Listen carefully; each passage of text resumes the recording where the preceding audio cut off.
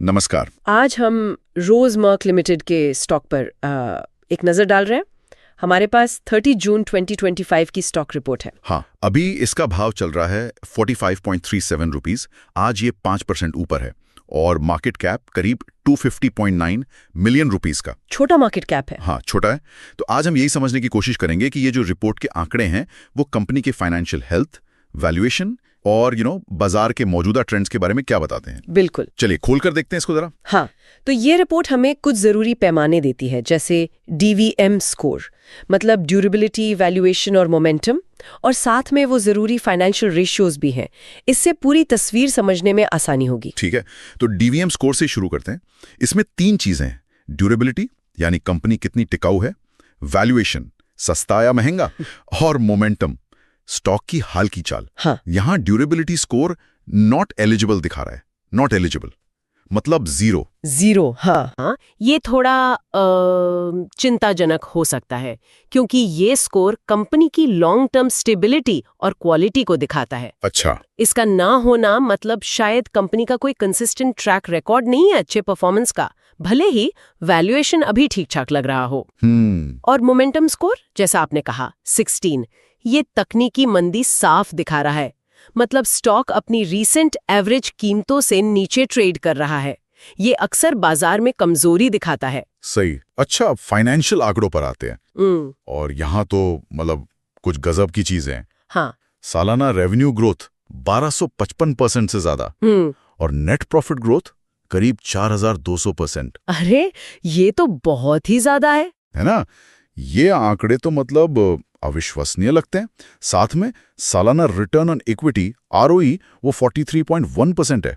Industry में काफी ऊंचा है। हाँ, ये अच्छा है। और हाँ, लंबी अवधि का कर्ज बिल्कुल नहीं, डेट टू इक्विटी 0.0, ये तो बहुत पॉजिटिव है। हाँ, ये आंकड़े वाकई में असाधारण है, लेकिन इसमें एक बात ध्यान देने वाली है। क्या? जो TTM ऑपरेटिंग रेवेन्यू है, मतलब पिछले 12 महीनों की कुल आय, वो सिर्फ 78.8 मिलियन रुपए है।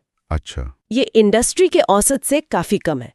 तो मतलब ये जो विस्फोटक ग्रोथ दिख रही है, ये एक बहुत ही छोटे बेस पर हुई है। हाँ, ये बात तो है। जीरो कर्ज और ऊंचा ROE वो तो निश्चित रूप से पॉजिटिव है, पर सवाल वही है, क्या ये ग्रोथ सस्टेनेबल है? क्या ये टिकेगी? खासकर तब जब ड्यूरेबिलिटी स्कोर हमें कुछ बता ही नहीं पा रहा कंपनी की बुनियादी स्थिरता के बारे में। सही कहा। और रिटर्न्स में भी गजब का विरोधाभास है।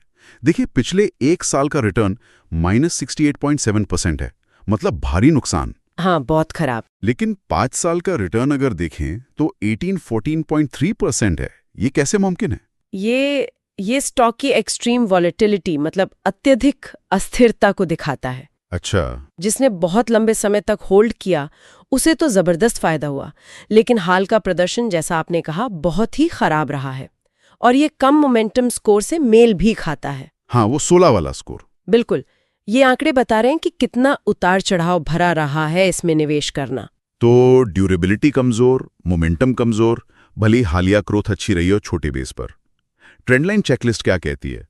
क्या वो भी यही मिलीजुली तस्वीर दिखाती है? हाँ, चेकलिस्ट भी करीब करीब यही कहानी बता रही है। सिर्फ 47.1% क्राइटेरिया पास हुए हैं।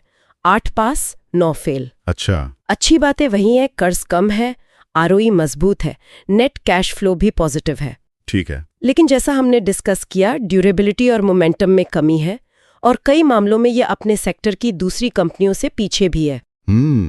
और शेयर होल्डिंग पैटर्न, वो भी मुझे काफी अलग लगा। हाँ, वो भी देखिए। मार्च 2025 तक करीब करीब पूरी हिस्सेदारी 99.8% पब्लिक के पास है, मतलब हमारे जैसे आम रिटेल निवेशक। हाँ, रिटेल। प्रोमोटर्स होल्डिंग सिर्फ 0.1% है, और ये बदली भी नहीं है पिछली तिमाही से।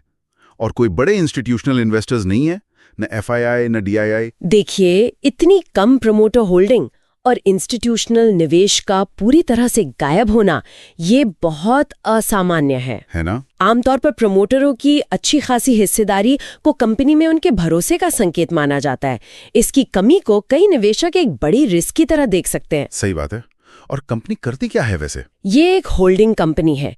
इसके निवेश अलग अलग क्षेत्रों में है, जैसे मार्केटिंग, इवेंट मैनेजमेंट, कोई आध्यात्मिक रेडियो ब्रॉडकास्टिंग, स्पोर्ट्स मैनेजमेंट और फाइनेंशियल सर्विसेज में भी काफी फैला हुआ काम है। उनका सार क्या निकलता है? मतलब एक तरफ तो हमारे पास एक ऐसी कंपनी है जिसकी हालिया फाइनेंशियल ग्रोथ वो रेवेन्यू और प्रॉफिट वाली विस्फोटक रही है। हाँ, बिल्कुल। कर्ज नहीं है, आरओई शानदार है। दूसरी तरफ उसकी लॉन्ग टर्म स्टेबिलिटी पर सवालिया निशान है, ड्यूरेबिलिटी स्कोर 0 है, हाल का स्टॉक परफॉर्मेंस बेहद खराब है, मोमेंटम तो है ही नहीं, और प्रमोटरों का भरोसा वो भी लगभग ना के बराबर है, सिर्फ 0.1% होल्डिंग। हाँ, बिल्कुल सही। यहाँ सबसे बड़ा सवाल यही खड़ा होता है कि ये जो असाधारण फाइनेंशियल उछाल हमने देखा, इसके पीछे असली वजह क्या है?